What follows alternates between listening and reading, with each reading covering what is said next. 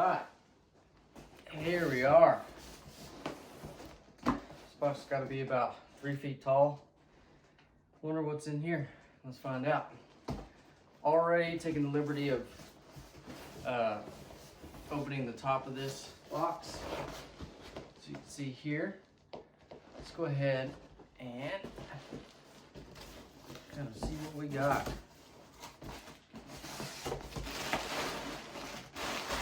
Tons of bubble wrap.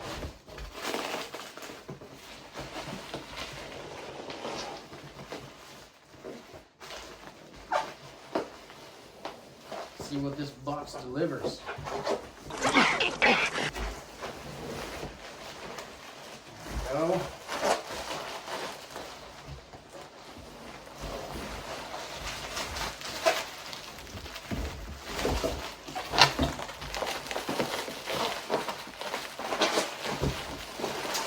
That's facing right.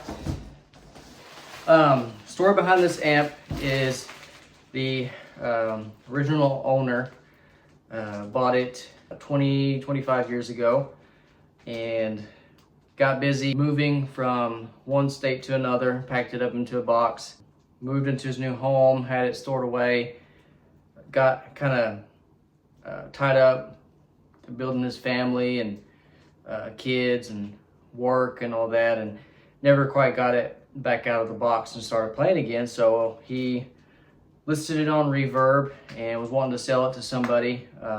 He tried powering it on, no lights lit up, and he immediately turned it off and figured he'd sell it to somebody who'd like to get it up and running again and playing music through it. So the long awaited reveal, we have, oh, that's any other thoughts?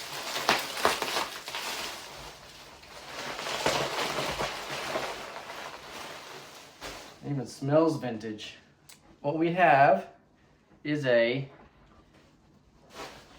1967 drip edge black line Bandmaster. Looks good, looks good. It's got the usual little bit of oxidation on the faceplate, jewel light. Looks to be original knobs. So yeah, it's got a really nice, it's pretty good, you can tell it's been used a little bit, but yeah, this thing is going to sound magical when we're done with it. Just needs a little TLC. Yeah, let's take a closer look. All right, here's a closer look. The front panel. Got some kind of damage there. I don't know if that's from someone taking the chassis out of the cabinet at some point or trying to jam it back in. And we've got the black line. Knobs look decent, well aged. We'll have to definitely clean up the jacks. Those are important connections. Don't want the oxide kind of getting in the way. And those are not bad, but definitely gonna kind of clean up the jacks. We're gonna clean the pots, the switches. Grill cloth looks good. Yeah, it's gonna be real nice when we're done. Okay, we've got the pots off. Little crusty, little crusty. Look at that bad boy. Talk about some blue cheese. All right. We're gonna get these nuts off. Gonna kind of lightly clean the faceplate. See what I can do about getting some of the blue cheese there off of those nuts. And looks like I'll need to clean the underside of that chassis too. Looks like it started to oxidize. So, okay, check back in a minute. Okay, we have the back panel here. You can tell there is this kind of yellow kind of oxide from the chassis. We're going to get that cleaned up. You can tell it's on the tube covers there. We got the vibrato pedal. This is the oxide I was talking about. That's also noticeable on the speaker jack. We definitely want that clean, possibly replaced if cleaning it doesn't work. Two slightly different switches. This one's got a larger bat on it than the on-off, and it's got a. This one's easier to throw. This one's got a little bit of force to it. You know, that may just be the switch. You know, maybe we can clean that. Ground switch, we're definitely going to make this unusable, which means I'm going to remove the death cap. Modern day grounded power cables, stuff like that, do not require a ground switch. It can be quite dangerous. So we're going to just disable it, but we're going to leave it there. So cosmetically it looks good, but overall it is safe. Got the 2-prong. There's no need to use that anymore, but it will remain in the amp. I've already loosened the wood screws. We had 3 Phillips wood screws and 1 flat head. Definitely, you know, unoriginal, but that doesn't really matter. We're going to make sure that it's good. We're going to take off the back plate here. There it is. All right, set that down. It's a little warped. We'll see what we can do about that. Well packed with bubble wrap. We're going to take these out. There's no tubes in them. I did mention to the shipper to not ship with the tubes, but he was already kind of prepared and knew what to do. If you have to ship amps, please take the tubes out. You can even, you know, you can put these back on, but, you know, that's preference. Definitely want, there we go. Definitely don't want tubes in here. When you're shipping, they get rattled around. Transformers, let's see here. Yeah, that one needs tightened up, tightened up. That one's pretty good. We're definitely going to tighten it up though. A little bit of warping on the belt cover. We'll see what that's about. We've got the 2-prong cable. I want to make this a lot better. This is definitely seemed, I don't know if that's the original cable or not, but we are not going to rely on that one bit. It's going to get a fresh 3-prong cable. Cable's going to have a clamp where it's going to go underneath the rail here. It's not going to be squished up. The back plate here was warped a little bit because it was pushing against that cable clamp. So we'll take care of that. And in the next part, we're going to take the chassis out, date the transformers, and we're going to take a look under the Dawg Haus. Okay, so as you can see from the top side, there's a little bit of work to do getting that oxide off. May have my work cut out for me. But let's date the transformers. We have 606742. That's the 42nd week of 1967. 606 is the manufacturer, Schumacher. And we have the choke in the power supply, 606740. So we've got about a 2-week difference in 1967. And the output transformer, 606. What the heck? 910. So that way, orientation. So the 10th week of 1969. That's a 2-year difference from the output choke and, or sorry, power transformer, the choke, and this other one here. So, okay, as we can see, Dawg Haus is missing 1 screw. We'll have to replace that. Let's take a look under the Dawg Haus. Let's see what we got. I nudged on it and it had that stick to it, which makes me think that they've never been placed. Let's take a look. All right. These are the original capacitors. Don't worry, this amp has been checked to be discharged. what you can see firsthand is that these caps have a bulge. Leaking electrolytic. Yeah, gonna need all new caps. Was gonna do it anyways, but it's nice to see this amp has gone untouched. So these are the original caps. Very cool. I'll also I'll check the values here.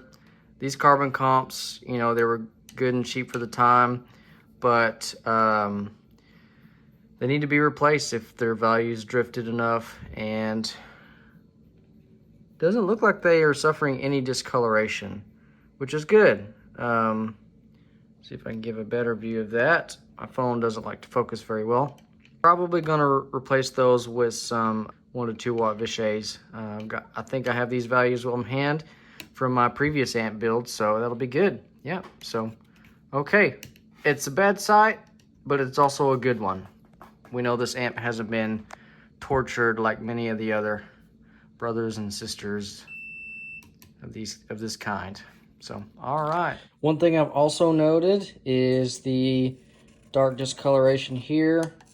That could mean that at some point, maybe I've had a tube failure, or if it was just getting real hot and started to kind of leave a little bit of marks here. Could still be all right. You know, we'll clean it up. We'll try it with some fresh new tubes when we get there. We got the output sockets. All the preamp sockets look to be in good shape. Definitely going to clean them for the next tubes that are going in them.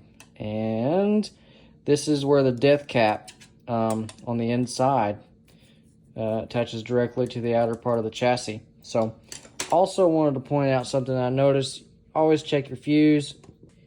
And we can see a little bit of a scorch mark on this fuse.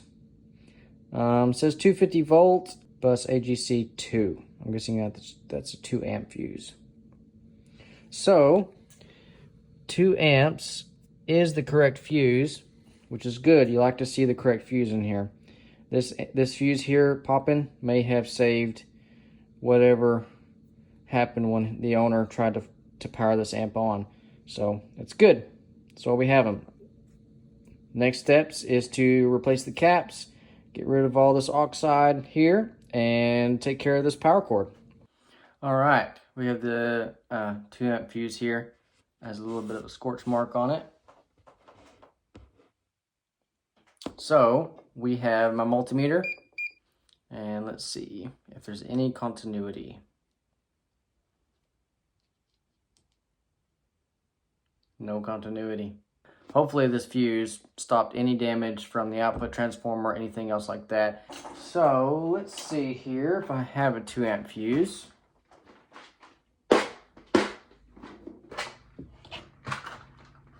And I do. Good fuse. Let's see how it tests out. Good fuse. All right, one thing down. The fuse holder, a little bit slack. When you push the fuse in and twist it to get it to set, the cap pushes out with the spring tension. So maybe something I have to replace. I've got another fuse holder. Worked just great. It'll look good. It'll do its job. So we'll see. I want it to be safe. So that's got to be priority number 1. Okay, next. Here we are with the 1967 Fender Bandmaster. So far what I can tell, it's looking pretty good. Needs a little cleaning up here. This oxide, stuff like that. Diodes that are here. These are the ones that I was talking about. I'm going to go ahead and replace those. And this negative bias diode here. And this cap right here. 6734. Wonder if that's the 34th week of 1967. Could be. I'm not sure. Have to dig in on that. But we've got the 470 ohm resistor, negative bias, and we have the 3 paired Not sure what that was. This place is going to get a whole clean, everything. And this goes through here and to the Dawg Haus. So here's a negative, the bias pot, etc. All the pots, you know, I'm going to have to check the date codes on those. Jacks. Got the blue Ajax here. Phase inverter, mixer, resistors in here. We got the cathode for the vibrato. I'm probably going to drop the value on this. I'll explain that later. We got the tremolo roach. See if that's working. We got another bypass cap. Got looks like, you know, more coupling capacitors. We got tone stack right here. These two and this little bitty little. Not sure if that's original or not. Seems to be one right over here as well. All blue Ajax caps. There's only 2 of them that I am a little suspicious of. Don't be suspicious. Don't be suspicious. Just because of that right there. Don't know if that's just coming out of the cap or something that's just been there for a while. Not quite sure, but we'll see. We'll replace it if we have to, but typically they're good to go. And the second one is this one right here. I don't know if it's been bumped or whatnot. You know, we'll see how it performs when we get there. If it needs to get replaced, we'll replace it. So yeah, it's a little bit warped in this section. That makes a difference for these horizontal running resistors. They can crack at the joints here, but should be okay. Just kind of make sure those solder joints are good. It's not excessive in my opinion. And these kind of boards don't have that heavy wax on them like you see in 73 and up. Thank God. And with a board with wax, it's bound to creep along the board. But if we have anything going on with this board, there's a fix to it. We'll get it sorted out. All right, sorry for the shaky camera. Delicate work here. Little gremlin here. Looks like maybe this has been replaced before. Just kind of poked in. Maybe not. Maybe that's how it's installed. But you can see it's awful close to the chassis here. And that solder joint looks like it is not very good. Like the resistor could slide right out.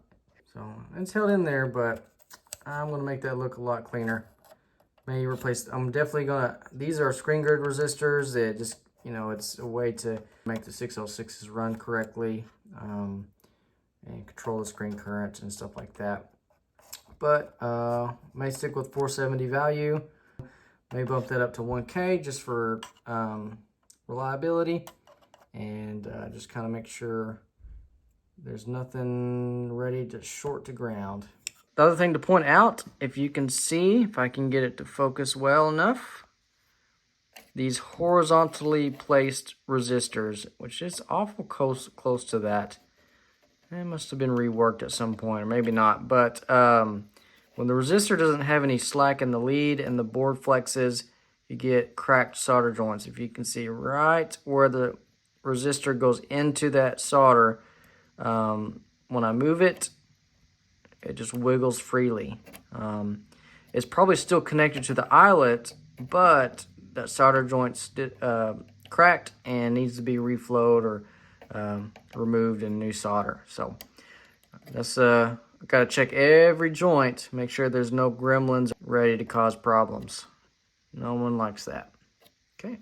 Hey, thanks for sticking around and watching the video. I hope you enjoyed discovering this amp like I did, seeing what lies beneath and what all needs to be done to get it up and running. So I'm going to film the process of actually restoring it.